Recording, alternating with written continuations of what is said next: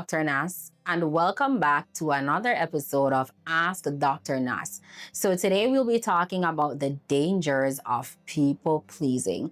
But before we get into it, please remember to like, share, and subscribe to my channel. Now, let's talk about it. What is people pleasing?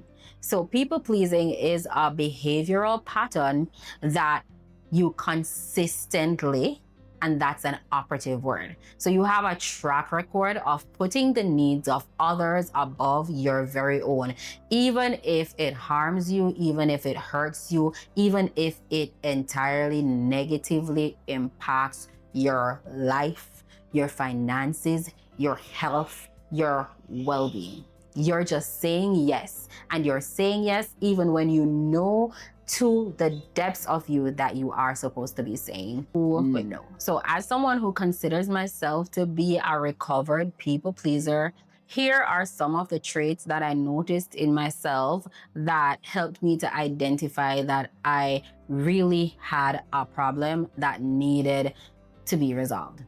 I remember being in a financial rut, yet still when persons, whether family or friends, they would call on me for financial assistance, I would still be going to their rescue. I would still be saying yes before I even reviewed if it was something that I could afford. And even though I knew in my heart that this choice would have been unhealthy for my finances, I still was overextending. There was not a thing you would ask me to buy into, and I never felt like I needed to support you. So that's another thing. So if you come to me and you're like, can you support my cake sale? Can you support my fish fry? No, let's be for real, because sometimes it's even in the small actions and the things that you think are small. That's where you're able to really identify that this trait is coming out, because it literally can be subtle. And so I would still be saying yes no matter what without reviewing, even when I knew that I just could not afford it. I knew that I never really wanted to say yes to you. I am still like yes, because what if your family needs it? What if your life depends on it? Not realizing that I was depleting my life, I was depleting my finances and my well-being, and it was really affecting my livelihood. Right? That's another way that people pleasing comes out. You feel obligated to help everybody. No matter what it is that they come to you about, it's never really from a place of being genuine. It's not from a place of just true love, but obligation. Like, I have to do it. You feel everything inside of you saying that you have to just do this thing, because if you don't, maybe something bad, sometimes it shows up as guilt. Something bad is gonna happen to that person, or they don't have anybody else. Or what if I am the person that's gonna help this person? I will sow into their life and they're gonna come out of poverty, or something grand will happen to them. So sometimes it comes from a negative standpoint, and sometimes it came from a positive standpoint, like me just wanting to do this out of my need and obligation to help. Really and truly, that was not necessarily the case, but I had myself, as we call it, it's not the formal term, but we call it Messiah complex, where you put yourself on this pedestal and you think that you have to rescue the world, and people have nobody else. There's nobody else that can do it but you. I was that girl for my family and for my friends when it came to my finances. Here are 2 practical ways that you can use to tackle your people pleasing and help you to overcome being a people pleaser. So first thing that we're gonna do is make sure that we acknowledge that we have this fault, but that this fault is fixable. So you are not all done and over with and forgotten. You can be helped. You can overcome this. And one thing I want you to note is that a recovered people pleaser must maintain the habits that they use to overcome people pleasing. Number 1 is that you will understand that no is a sentence. You can communicate no as a whole sentence. no, I'm not able to do it. You don't need to tell them I'm not able to do it because I have an appointment. The moment you start over explaining, that's your people pleasing coming forth, because you want to make room to be understood. And what you realize, even with people pleasing, is that you try to become understood at the expense of your privacy, at the expense of your well being, at the expense of your peace. So, as a people pleaser, I want you to understand that the moment you begin to explain your no, that's the people pleaser coming out. And you may not always be received or understood.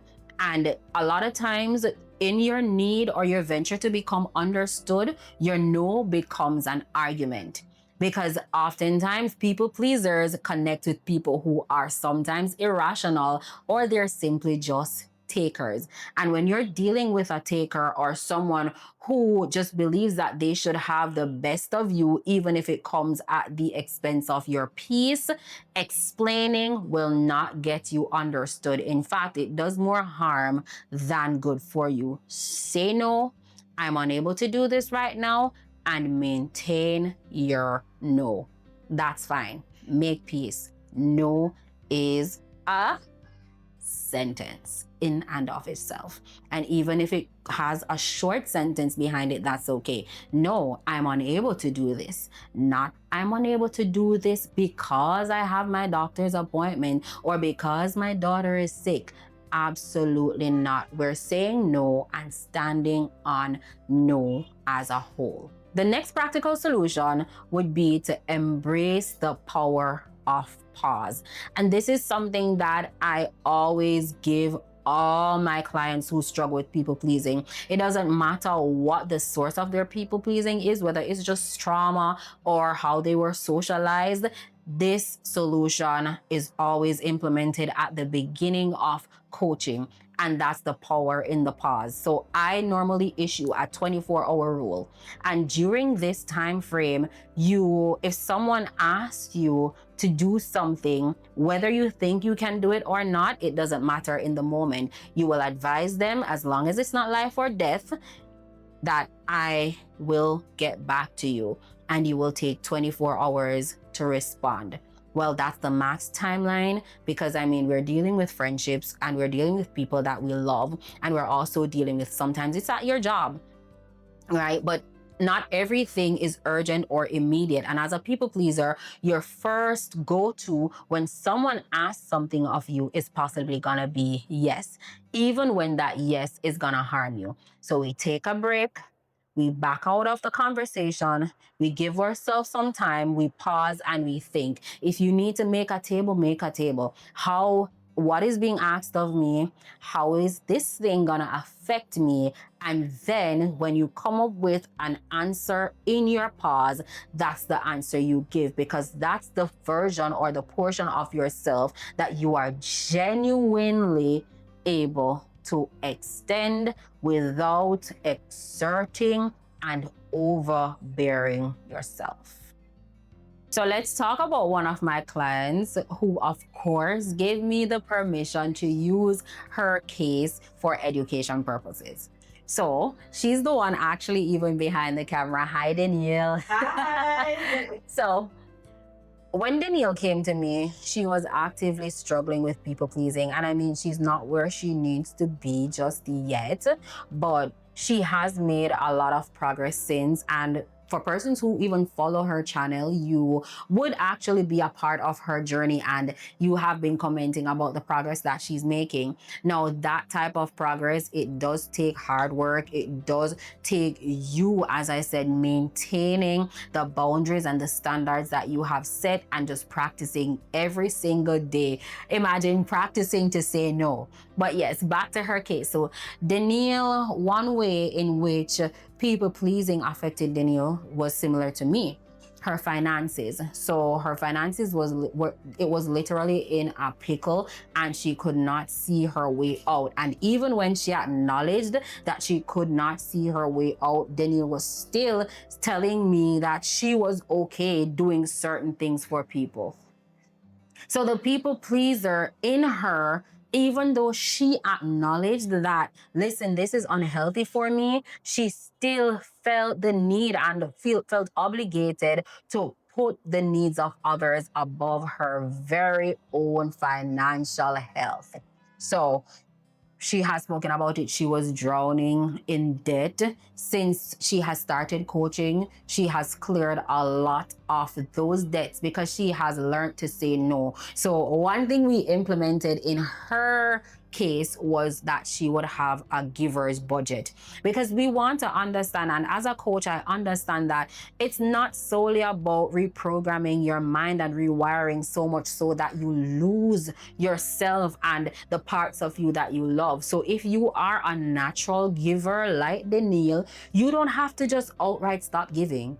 You just need to set a budget that you know you can afford to give at this time, even if it's small. So some people practice ego giving. If your budget can only afford 1,000 Jamaican dollars or 10 US dollars, make that your budget and you give from that budget with the goodness of your heart. Because remember, you're giving from your heart and out of kindness, not out of obligation.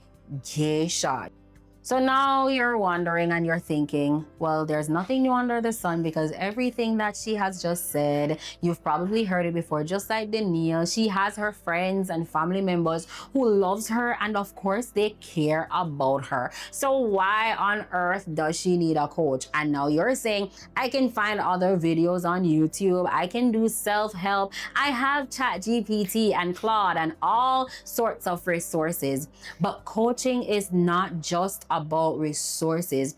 Coaching is about practical solutions. It's about accountability and having a hand to hold. So a lot of people, their pitfall is not in the gathering of information. Their pitfall is in the doing. And as your coach, and any person that is your coach, they should make sure that you become a doer. You're not just preaching. You should start practicing what you preach. And that's what coaching is, a hand to hold to get you from who you have imagined yourself to be to actually start walking in that purpose and in that version of who you are. And as a coach that also includes God in all that she does, I don't just listen to what you say that you want. I think higher, because I know that there is a higher being who's Jesus Christ, and he has bigger plans for you. And so I listen to the voice of God along with the practical solutions and the scientific based solutions to make sure that we reap holistic and real results. So everybody needs help. Even your coach has a coach, because I believe that the next level of your life will require another level of help. So I too enroll in coaching based on the vision that I have for my life within a specific season or time. If you're struggling with math, you get a math tutor. When you want a promotion in your job, you go and you enroll in a brand new course so that you can up your skills. Why not look at coaching like that? Because that's what coaching is. It's what you need, and having that hand to pull you upwards into the version of you that you need to be. If you are ready for change, please click the client intake form and book a consultation. It's located in the description box. Thank you so much for watching. Don't forget to like, share, comment, and subscribe to my channel. See you next time. I'm Dr. Nas.